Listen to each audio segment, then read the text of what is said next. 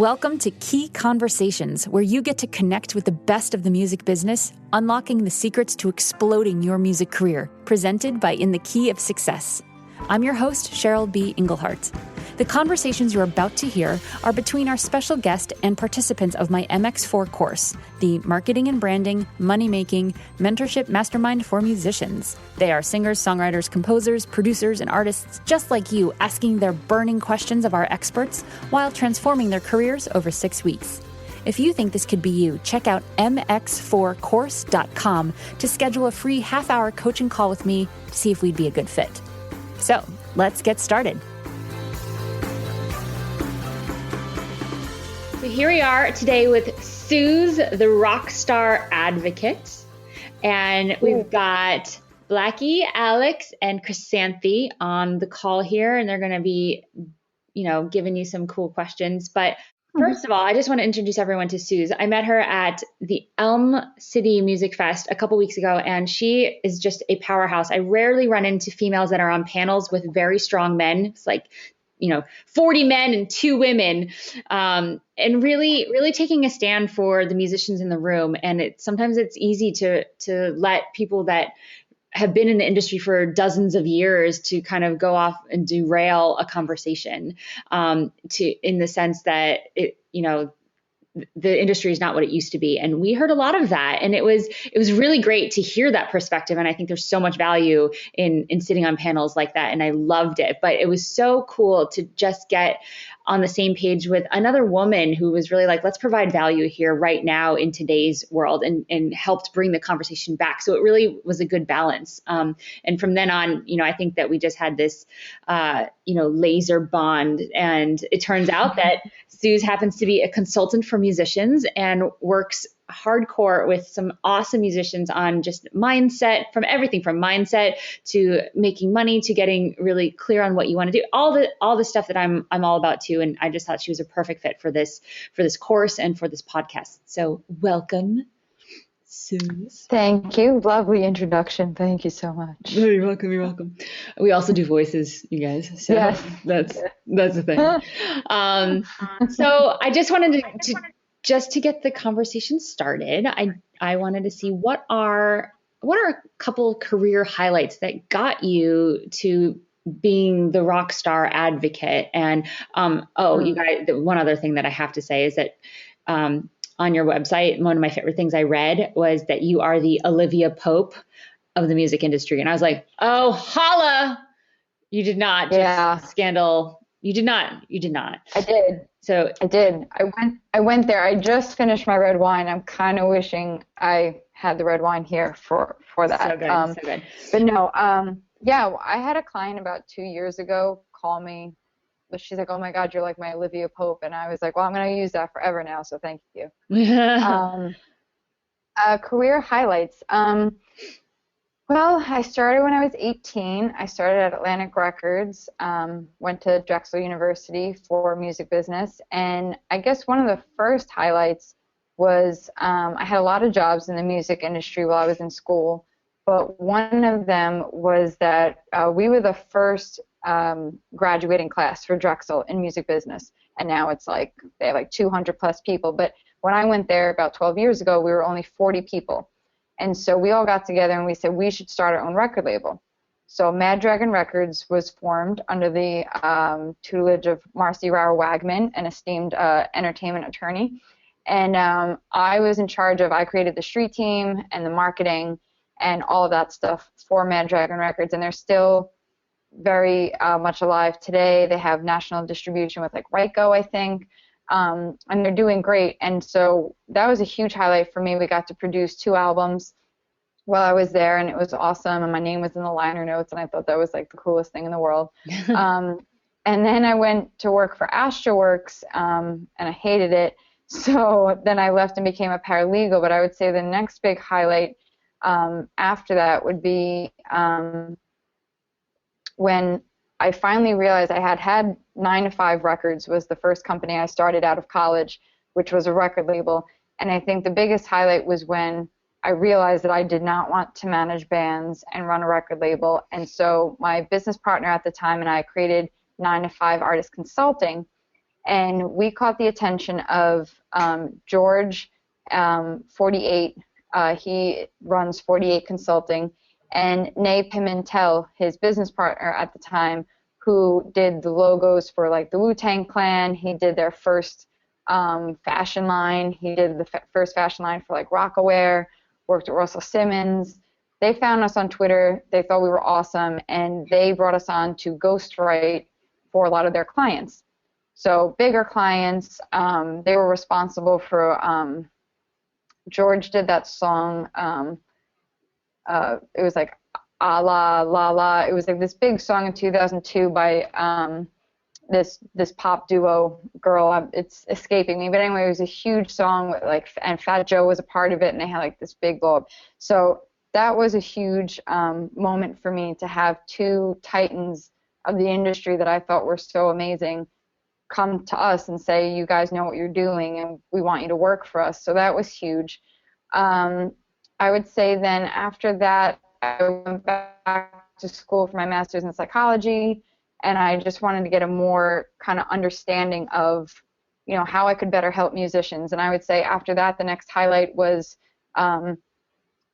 working with a lot of my clients more so in, I would call it like the therapy zone. A lot of artists don't like to call it therapy, but I'd say between like 2013 and 2014, I was doing more like, let's talk about this. Let's talk. One of my artists, we came up with post-tour depression.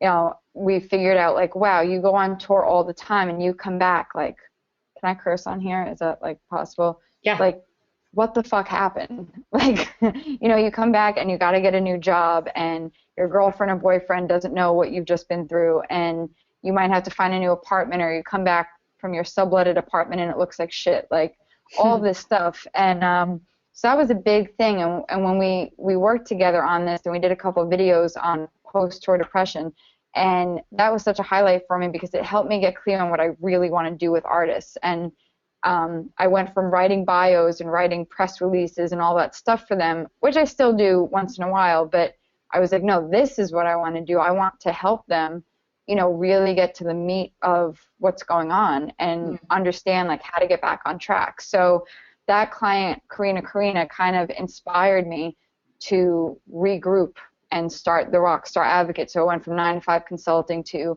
the Rockstar Advocate. And so from middle of 2014, I left my full-time job and went full-time with this, and it's been, the whole thing's been a highlight for that. And I got back together with Lou Playa from Reverb Nation, who I was interning for at Atlantic Records 12 years ago, and just been doing conferences and speaking on panels, which is how I met you and Blackie, and it's been great. So I would say those are my highlights. Awesome. Super diverse background, but all like really comes to a point right now with the Rockstar Advocate. Right. So it sounds like you're on this path at least for a little while, because it sounds like it's been working. So awesome. So these guys have done some research on you, plus we now have your great intro and we know all about you. So I'm going to open up the floor to their questions and see what sort of came up when researching you and listening to your story. So let's go to Alex on the phone. Hey, do you have any questions for Suze? I have I don't know if this is too random of a question, but I was wondering if you could run through what does a typical day look like for you? If there is such a thing. Sure, a typical day. Not really, but that's what I love about my job.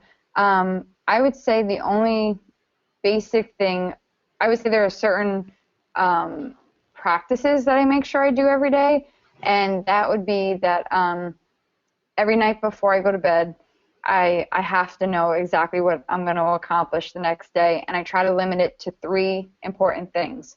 So I try not to have a task list that's filled with stuff. So if I can reach those 3 main things that are going to help me towards whatever goal I'm working for or towards finishing a project for a client, then I limit it to 3, and maybe I'll add in, some errands that I have to run or phone calls that I have to follow up with or something like that. But that's the first thing. I can't fall asleep unless I do that. When I wake up in the morning, I don't really start work until like 11. I mean, unless somebody's requested like an earlier phone call or something, because I don't function. I go to bed about 4 or 5 in the morning, so I do not function as a person before 11. So I wake up at like 9:30. I walk my dog. I have breakfast. I have like a very casual, I'm slow to wake up, so I might like check my social media, get back to a few emails that don't require a whole lot. And then about 11 o'clock, I might have a client phone call, because a lot of my programs, much like Cheryl's program, have like weekly check-in calls with clients. Then usually like Wednesdays, I kind of block out completely for writing my newsletter and checking social media. I like to just like give all that one time a week and get it done. I don't like to get inundated with social media. And then usually in the afternoons, I block that out for family and friends. And then around maybe like 8 o'clock, I'll have dinner and get right back to work. And then I'll work till like 2 or 3 in the morning, and then catch up on some shows on Hulu after that, and then fall asleep. And the reason I kind of block it out like that is because I used to do, when I was at Atlantic and AstroWorks, I used to do the 15-hour workday and then come home and maybe try to work on my own business and then pass out until I couldn't keep my eyes open, and then 3 hours later the alarm goes off, and I would literally, like, the alarm would go off and I would just start crying. I mean, I like absolutely cried every day, and it was grueling, but that's what I saw other people do, and I thought that that's meant what I had to do. Was I didn't want it badly enough unless I was working 15 hours a day, and it took me a while to learn not to do that. So basically, to answer your question, every day I set aside time with people I care about. I set aside time to look at my overall plan, whether it's for the week or the month, and I'm like, what I'm doing right now, is that working towards that? If not, let me stop doing what I'm doing. Every day I work on doing those practices. So that would be what my daily routine is to always stay centered, always stay with self-care as much as possible. And it makes me better for my clients, and it's actually more fun that way too. So I hope that answers your question. That's wonderful. Thank you so much. Sure. I love that. That was a great question, Alex. And I love think of the 3 things for the next day and don't go to sleep until you write them down. Like that would take so much pressure off. I wake up in the morning like, it's all, like, a lot of the time. I love that. Even though, like, I have my days scheduled. Yeah. I literally schedule Sunday night. I take a half an hour to do social media for the week through Hootsuite and Buffer. The things that I know I need to put out there, not the spur of the moment, like, look at my cute dog doing this. But the thing, like, a podcast episode is coming out on Thursday, so I know that I need to tweet that anyway. So why stress about it on Thursday when I can just take a half an hour and schedule that? So I do that, and then I schedule my week, and I do that on Sundays. But I think doing it each night, just for the daily, to remind myself I've got this handled, I've got this, and especially if I have a lot to do, I love that. So I'm going to get a really cute pad, put it by my bedside. I'm so excited. Awesome. Thanks for asking that, Alex. It's always nice to hear how someone who's like centered in the music business does their day. Like, what are some of those habits? So that's great. Yeah. Chrysanthi, you're back. Before you are, we lose you again, which I don't think we're going to. Do you have a question for Suze? Yeah. It started out as one question, but now I am morphing to a different question. Right. All good. This isn't necessarily social media specific, but like, as someone who's interested in reaching out to like blogs or reviewers or ad agencies or other such gatekeepers and people who could keep pushing my music, what sort of materials do they like to see? Like a press kit, check out links, like what looks good to have? Sure. So each one is really different. I mean, I've been making EPKs, electronic press kits, and press releases for like 8 or 9 years now. And some bloggers love it. Some want the PDFs. Some don't want any attachments. Some want it directly in the email. I mean, it's really different. My first piece of advice always to artists when they want to connect with bloggers is read their blogs, leave a comment. I would say at least like on 3 of them. Not all in a row, but like, give yourself time, like read some of their blogs, like them, or share them on Facebook or something, because even if you don't comment, if you share some of their blogs on Facebook, they will be notified, and now you're on their radar. And then reach out to them on Twitter and say something like, get specific with it. Like, I love what you said on your review of such and such band. That was great. Like, thank you for writing that.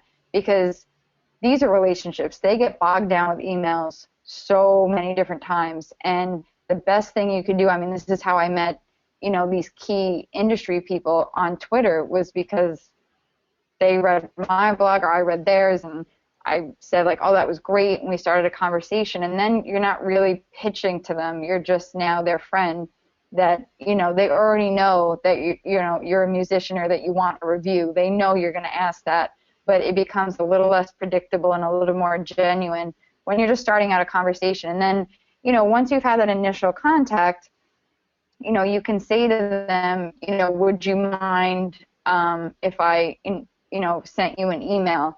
Or you might send them a direct message and say, before I email you, do you prefer an EPK, press kit attachment, or do you prefer it being hosted on something like Sonic Bids? So really taking the time to address them and ask what their preference is, I think is really important, because like I said, they get spammed all the time, and if you don't do it in the format that they like, that's the easiest way for them to just be like, well, I don't want to listen to this person because I don't like the format or whatever. So, everyone is different, and I would just say just be authentic and reach out to them and just say, I don't want to waste your time, so what do you prefer? And see where they go from there. And a lot of them are pretty generous and nice people, and they're approachable. So that's a great question. Cool. Yeah. I also very good question. Yeah, Lauren or Blackie, I never know if I should call you Lauren or Blackie, and I were talking earlier about just getting organized, and how when you're about to do this big outreach, like I have this massive Google Doc, and anytime I'm like, now I want to reach out to production companies, now I want to reach out to ad agencies, now I want to reach out, I have a different tab for all of them, and it's all in one big document. I can send it to my intern, I can send it to people working with me. Yes, I have the same spreadsheet. Yeah, I know. And you can keep track of who you reached out to, so that, and then I have a column like reach out, what did they say? Yes, I can follow up when I ask permission. And yes, that you absolutely get to ask permission. And then you don't know, am I bugging them? Like, do they not want? No, you just ask them, can I send you an email? Do you prefer this format or this format? Like, it's great. And then you can make that note, and then a year later, if nothing happened with that, you can follow up, or 6 months later. And I have this spreadsheet, I created it in like 2010, and it's still like, it's incredible, and it needs to be updated, but it's, you have to be working on it. But it's so nice to know, okay, everyone I've ever reached out to lives in one place, Excel sheet or Google Doc or whatever. So as you're starting to say, okay, I want to be pitching to blogs for reviews, or to production companies, or I want to start doing this or doing that, or venues. I mean, keeping track of all that is really, really valuable. And when you play there and when you have an interaction with them. So, and I'm going to give a shameless plug, but it's really to help you. On my website, The Rockstar Advocate, I have a Rock Sources page, and that's my clever little title for resources. And one of them is a contact template, and that is the exact template that I use, spreadsheet. It's already got everything mapped out that Cheryl just said. It's when did I last contact them? What was the last status? What did they say? Or special notes like Cheryl said, do they prefer an attachment? Do they like links?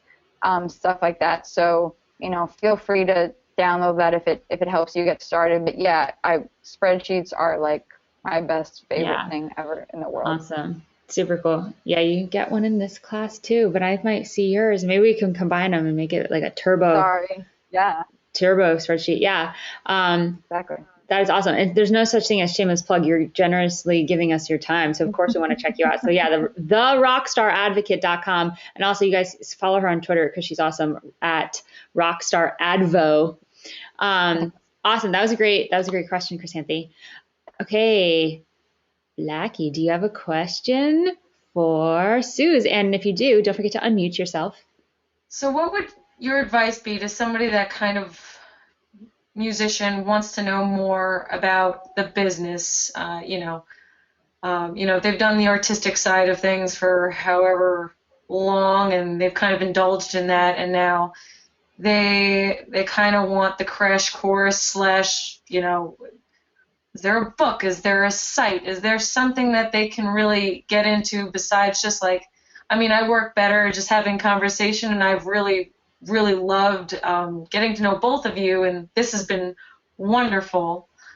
Is there anything that I could do to take the next step forward to really just kind of dive into the details, so after this is done, I can just not be ignorant and just further my education? Right. So I'm sure, Cheryl, you look like you were going to burst. I'm sure you have an answer as well. One of my favorite books that I read back at Drexel, it was actually used as our textbook, and now they're constantly revising it to stay updated, but it's called All You Need to Know About the Music Business.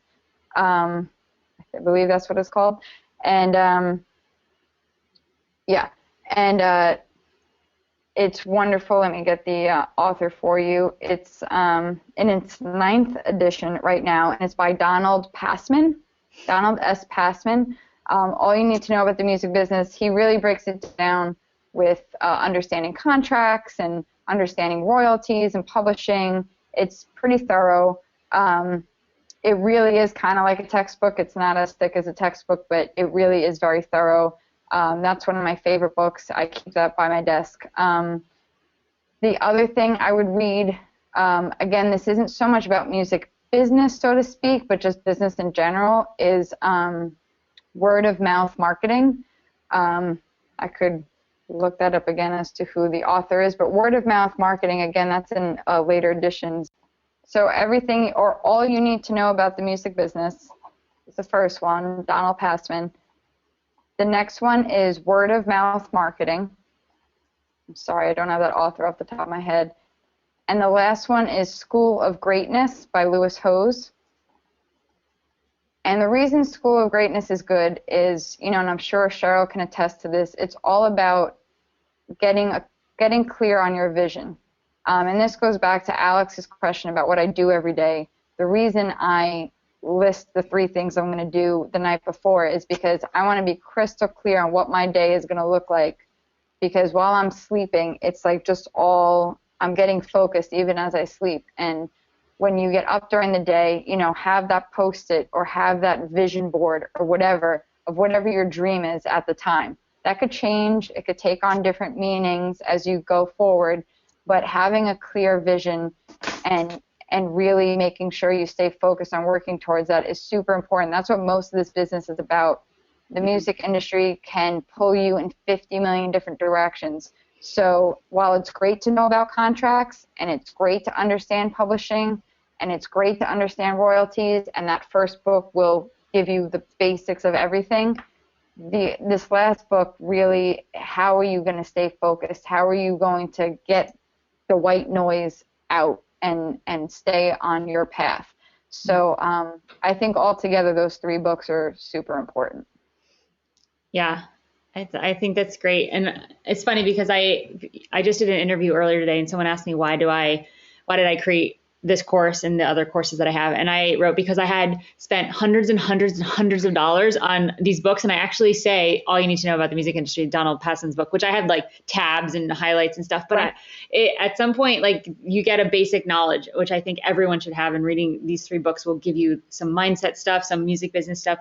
But then it's how do you apply that to your life? How do you get out of your own way? And sometimes you cannot do that yourself, which is why I created I was looking for this course when I, 8 years ago, after I read the books, I'm like, okay, now what?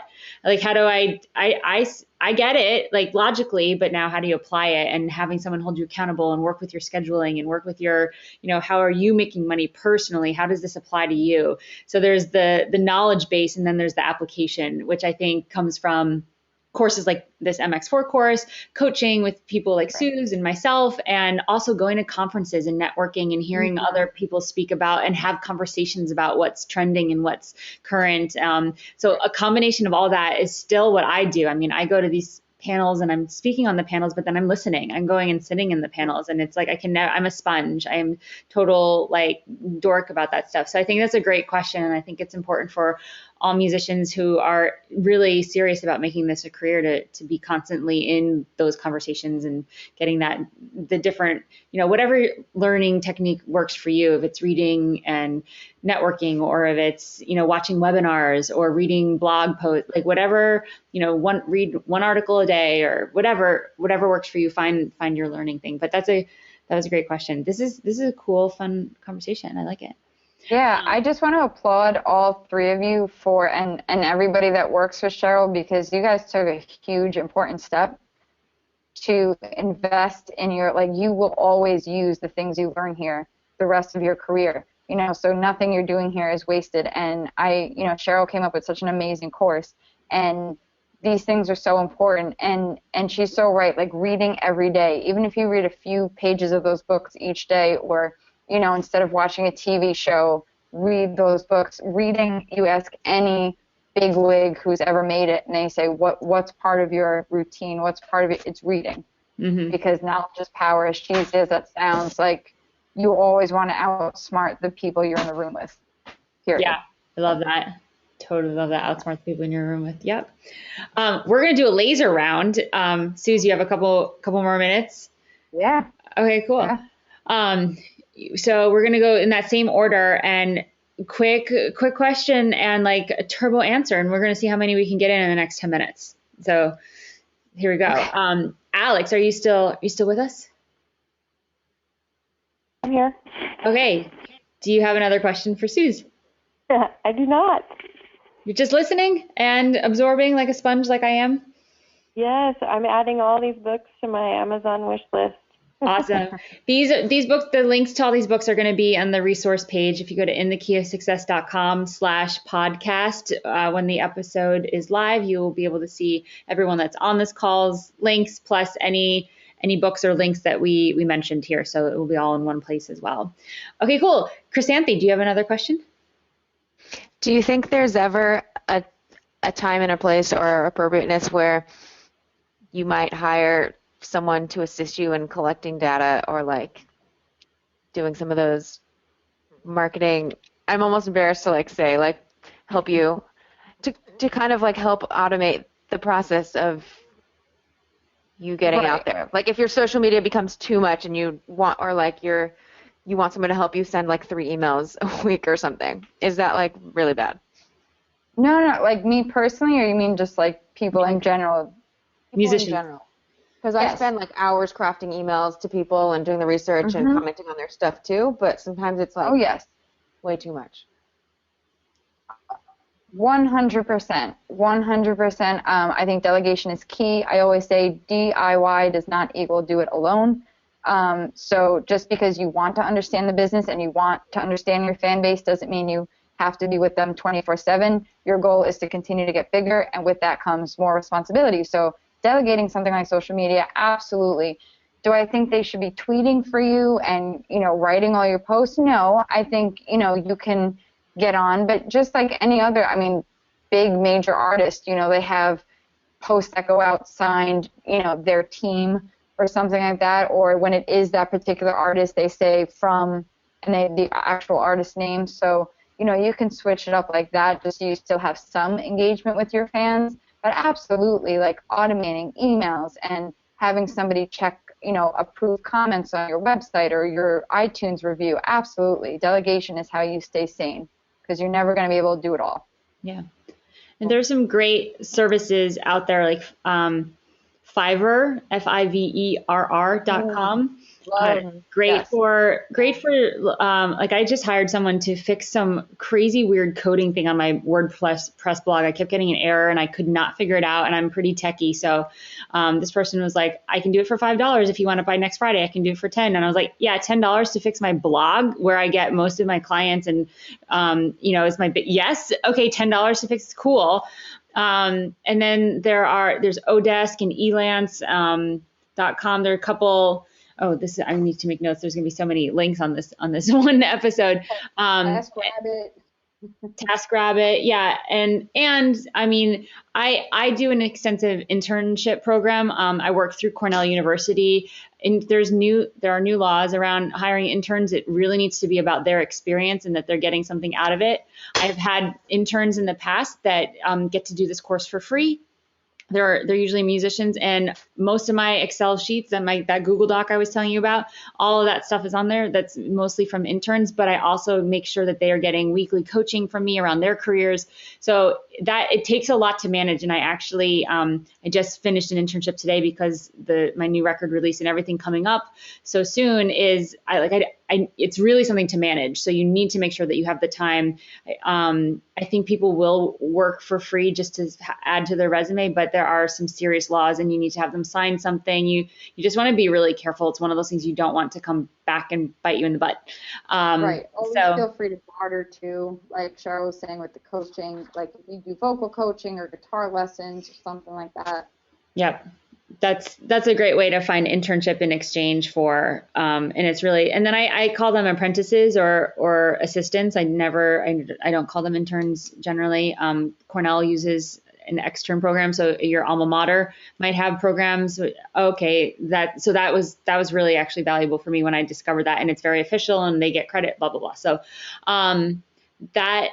that's great. I think that, delegating something is really hard for musicians to do too. It's like it's our baby, it's our heart on our sleeve. But yeah, when it comes down to it, now it's time to go find 40 blogs that we want to get reviewed on. Like if we're not going to hire a PR company, like how do we do that research? That takes a lot of time. And yeah, it's something to do. It's one of those tasks you might put on your night table. Tomorrow we're going to find all these blogs. But at the same time, right. Yes, you can have someone do that. That's one of the first things I delegated was research, some blogs that I can reach out to. And Fiverr was amazing for that. You just $5 and oh my God, yeah, I'll do some research. And all of a sudden I had all of these things in a spreadsheet and I didn't have to do that. I think also as musicians, you're trained to hustle, and it's this mentality that you have to do it all yourself. Nobody does it all themselves. It's smoke and mirrors. So I don't think that was a silly question at all. I think it was super valid, and 100% do it if you're able to. Yeah. Awesome. Blackie, do you have another question for Suze? I do. So you're kind of all of our therapists, all different versions of us you get to talk to on a daily basis. Mm-hmm. What do you see besides, obviously that we're broke? What is the one thing that you're noticing that artists are having? What is their big complaint? Also like, why am I not famous? Obviously, but what do you think is really tripping us up? And Sure. No, I get what you're saying. Yeah. So great question. One of the things I get the most, there are things that I notice the most, and there are things that they actually ask me about. Yeah. The things that they actually ask me about the most is why aren't my fans sharing my music? Like, why do I have 2,000 fans and 5 people have checked out my music, or 5 people have downloaded it, or something like that? And what I always say to them, and I noticed this at Elm City Conference too, was that artists get a lot of advice. They hear a lot. They hear that famous, like, labels don't want to sign you unless you have 500,000 fans. And, they hear that. And what they do is they turn in their head, ooh, okay, new goal, get 500,000 fans. What their brain needs to do is, oh, okay, I'm not there yet, so the record label should not be my goal. Let me work on really making relationships with fans that I do have. Because if you think about it, like I had hundreds of people on my email list. And a couple months ago, I was like, well, my open rate is super low because years ago, when I first started a record label, I got a bunch of people signed up for my email list, and now I'm the Rockstar Advocate, and I'm not a label, and so those people don't want to open. They're not my core demographic. So I went through my email list and I chopped it in half. It was like, if you were not opening my emails over the last 6 months, I'm taking you off this list. And now my open rate looks super good because I'm concerned about the open rate, not how many people are actually on the list. And why I'm saying that is because say I need 10 clients to work with to make this company sustainable. That's great. So why am I worrying about 25,000 people being on my email list if I only need to work with 10 people? Who cares if I have only a couple hundred? I only need 10. So, for artists, I say to them, let's say you're selling your CD for like $10. How much money do you want to make? If you want to make a couple thousand and you've got a couple thousand fans, then you've got more than enough people to buy your album. Don't worry about that 500,000 number. Worry about the few hundred that you have now, because if let's say you have 10 fans, right? If you work at making those fans feel like they are the most important person in your music career, those 10 people are now going to buy your album, buy your merch, come to your show. You've seen it happen. Drive cross country to see you perform, and then tell everybody, you want those 10 people because those 10 people are going to exponentially grow your fan base, rather than, oh my God, I have 10, but I want to see it at 50, and then ignore those 10 and go work on Twitter trying to buy followers or, put your effort into trying to get some label guy to hear your music. You're wasting your energy. So that's the biggest thing that I see from artists, is that they get inundated with advice and they're not sifting through it, as Cheryl had mentioned, and really taking what they should be taking from that advice. So take advice. It's always good to learn, but then stop and say, well, how does this apply to me right now? And does it even apply to me right now? And then go from there. So don't get down on yourself if you have only 10 fans or 10 likes on your Facebook page. Be freaking stoked about that and be like, those are going to be my best friends, and I'm going to make them be like my biggest street team in the world and tell everybody about me. Because if they're going to buy your t-shirt and go to your show and get your CD, that's like what, like 10, 20, that's all money from one person, rather than trying to push one album to 50 people who don't care. So there you go. That's usually the question that I get the most. Awesome. That's great. Super great. So we're going to wrap it up here.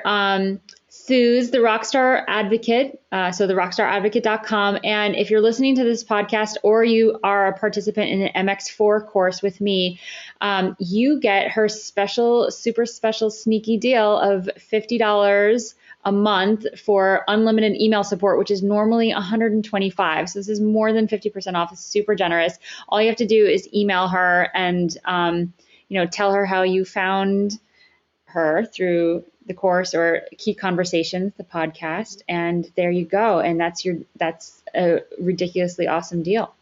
And your email, I'm assuming, is on your website, the Rockstar Advocate. Yes. Okay. Suz, SUZ, at therockstaradvocate.com. There you go. And now it's out there in the world. Well, thank you. First of all, thank you to Alex, Blackie, and Chrysanthi for your awesome questions and for putting the time into this conversation. And Suz, for your generosity and your kindness and your insights. Really, thank you so much for being here with us tonight. This is really great, and we really appreciate it. My pleasure, and thank you for having an awesome course. And again, I applaud you guys and wish you the best of luck, because you're really taking a really important step that not many do. Stay tuned next week when we talk with Lou Playa of Reverb Nation. Please don't forget to rate and comment on iTunes and Stitcher Radio if you like this podcast. It's the best way to keep it going, get more subscribers, and continue to share this awesome information with the indie music community. Thank you, and we'll see you next time.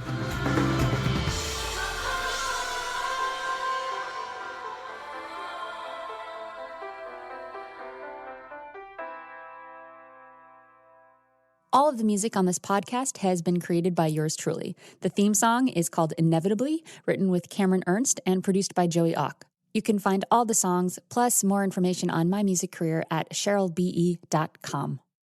If you want to be one of the reasons I can keep this podcast and my blog Living on Gigging going, then head to patreon.com/CBEmusic. There, you can contribute $1, $2, $5 for the creation of each of these free musician resources. Together, we can keep them coming and inspire other creative people to do what they love and do it well. Again, that's patreon.com/CBEmusic. Key Conversations is sponsored in part by Bandzoogle. They make it easy to build a beautiful website for your music. Their step-by-step system gets you online in minutes, and you can choose from hundreds of mobile-friendly themes and customize them with their easy point-and-click editor. All the features you could possibly imagine for a professional website are built in. So, because you are a Key Conversations podcast listener, you get a special 3-month free trial just for you. Go to www.inthekeyofsuccess.com/resources and click on the Bandzoogle logo to access your free extended trial.